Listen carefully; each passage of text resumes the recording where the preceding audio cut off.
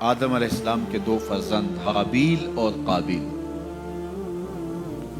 تو ان کا آپس میں الجھاؤ ہو گیا، تو اس نے اپنے بھائی کو قتل کر دیا۔ معاملہ یہ تھا کہ جو سلسلہ تھا بقائے نسل انسانی، افزائش نسل انسانی اور فروغ نسل انسانی کے لیے، وہ یہ تھا کہ چونکہ ایک ہی باپ کی اولادیں تھیں، تو جب ولادت ہوتی تو ایک بیٹا اور ایک بیٹی پیدا ہوتی، تو یہ بیٹا اور بیٹی جو ایک دفعہ پیدا ہوئے ہیں، ان کا آپس میں نکاح نہیں ہو سکتا تھا، تو اس کے بعد جو دوسرے بیٹے اور بیٹی پیدا ہوتے تو ان کا مخالف سمت نکاح ہوتا۔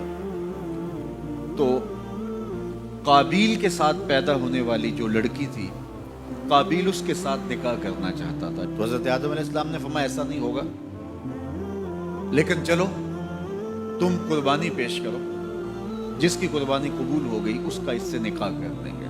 اس وقت جو شخص قربانی پیش کرتا تھا تو وہ جانور ذبح کرے یا گندم یا جو بھی، تو وہ باہر جنگل میں پہاڑوں پہ مختلف جگہوں پہ رکھ دیتے، پھر آسمان سے بجلی اترتی اور جس کی قربانی قبول ہوتی وہ بجلی اس کو اچک لیتی، اس کو جلا دیتی، اس کو کھا لیتی، اور جس کی قربانی قبول نہ ہوتی وہ یوں ہی پڑی رہتی۔ تو یہ طریقہ تھا قربانی کے قبول ہونے کا۔ اس امت کے لیے اللہ تعالیٰ نے اس عمل کو اور اس امر کو پوشیدہ رکھا کہ قربانی قبول ہوئی ہے یا نہیں ہوئی۔ جس کی قبول ہوئی ہے تو وہ بھی ڈرتا ہے پتہ نہیں قبول ہوئی ہے یا کہ نہیں، اور جس کی نہیں قبول ہوئی وہ بھی لوگوں کے سامنے رسوا نہیں ہوتا، وہ اس کے نامہ اعمال میں درج کر دیا جاتا ہے لیکن وہ رسوا نہیں ہوتا۔ اور دوسری بات کہ ہم خود ذبح کر کے خود کھا لیتے ہیں۔ یہ عجیب ماجرا ہے کہ بروز عید قرباں وہی ذبح بھی کرے ہے وہی لے ثواب الٹا۔ خود ذبح کر کے خود کھایا، اس کی کھال بھی اپنے مصرف میں لے کر آئے اور ثواب بھی خود کمایا۔ یہ اللہ نے اس امت پر احسان کیا ہے۔ تو حابیل کی قربانی قبول کر لی گئی، قابیل کی قربانی قبول نہیں ہوئی، تو اس کو اپنے بھائی پہ غصہ آیا اور اس کو قتل کر ڈالا۔ اب جب قتل کر لیا، اور یہ تھا بھی پہلا قتل، اور انسان کو نہیں پتا تھا کہ اب اس کا کیا کیا جائے، تو وہ اپنے بھائی کی لاش اپنے کندھوں پہ اٹھا کے گھومتا رہا، اب اس کا کروں کیا؟ پھر اللہ نے دو کوے بھیجے، قرآن مجید میں وہ واقعہ موجود ہے۔ تو دونوں کوے لڑے، ایک نے دوسرے کو مار دیا، پھر زمین کو اپنے پاؤں سے کریدا اور کوے کو اس کے اندر رکھ کے اوپر مٹی ڈالی۔ تو قابیل نے ایسے سر پہ ہاتھ مارا، کہا کہ یہ کوا جو ہے یہ تو میرے سمجھدار نکلا اور میں نہ جان سکا اور یہ جانتا ہے، تو پھر اپنے بھائی کی لاش کو دفن کیا۔ اب سب سے پہلا قتل اور سب سے پہلی موت جو روئے زمین پہ ہوئی وہ حابیل کی تھی۔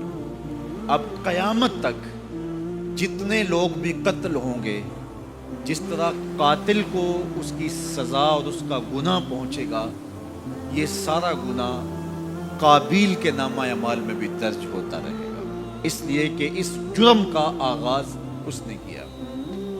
آپ سے اگر ہو سکے تو کسی اچھے کام کا آغاز کرنا، کبھی بھی کسی برے فعل کا ذریعہ نہ بننا۔ بعض اوقات ہوتا ہے ایک شخص کوئی ایسا کام کرتا، اس کی دیکھا دیکھی سارے لوگ کرنے لگ جاتے ہیں، اگر وہ اچھا ہوتا ہے تو اچھائی پھیلنے لگتی ہے، اور اگر وہ کام برا ہوتا ہے تو برائی پھیلنے لگتی ہے۔ تو انسانی فطرت ہے کہ وہ دیکھے دیکھے کام کرنے لگ جاتے ہیں۔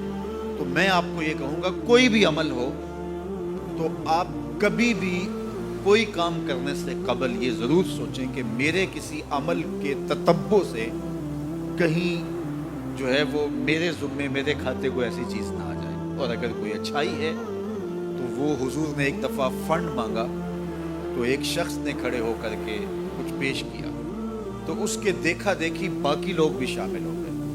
تو حضور نے اس وقت فرمایا تھا، تاریخ ساز جملہ، من سنّا فی الاسلام سنتن حسنتن फलहु अजरुहा, जिसने इस्लाम में कोई अच्छा तरीका राइज किया तो उसको उसका अजर नसीब होगा। और फिर उसके देखा देखी जिसने भी अमल किया उनका अजर भी उसके खाते में लिखा जाएगा। उसका अजर खत्म किए बगैर जिसने बाद में किया है, पहले शख्स के खाते में भी दर्ज होता था। मेरे हुजूर का एक फरमान है कि खैर की चाबी बनो और शर का ताला बनो। ये कितना जामे नुस्खा है। खैर की चाबी बनो, खैर को खोलने वाले बनो, और शर का ताला बनो। कुछ लोग शर की चाबी बनते हैं और खैर का ताला बनते हैं। तो हमेशा अपनी जिंदगी में कोई भी अमल करने से कबल, वो छोटे से छोटा हो या बड़े से बड़ा हो, आप देखें कि इसके मुआशरे के ऊपर क्या असरात मुरतब होते हैं। आप गली से गुजरते हुए कोई पत्थर का टुकड़ा उठा के एक तरफ कर देते हैं तो आपके देखा देखी कई और लोग भी पत्थर के टुकड़े उठाने लग जाते हैं तो पूरी गली साफ हो जाती है। और आप इशारे पे खड़े हैं और इशारा तोड़ देते हैं तो सारे लोग जो है वो पहले झिझक रहे होते हैं, और आपने इशारा तोड़ा तो फिर सारी ट्रैफिक आपके पीछे चली गई। उस इशारा तोड़ने का गुनाह जितना भी है, उसका जो भी लेवल है, जिस तरह आपको मिला और बाद में जो आने वाले, वो सब का गुनाह आपके खाते में भी गया, इसलिए कि रीत आपने डाली है, बाकियों को हौसला आपने दिया है। इस तरह बहुत सारी छोटी छोटी बातें हैं जो अपनी ज़िंदगी के अंदर आप खुद गौर कर सकते हैं। तो किसी को गाली भी न दें और जो है वो किसी गुनाह का सबब और ज़रिया कभी न बने।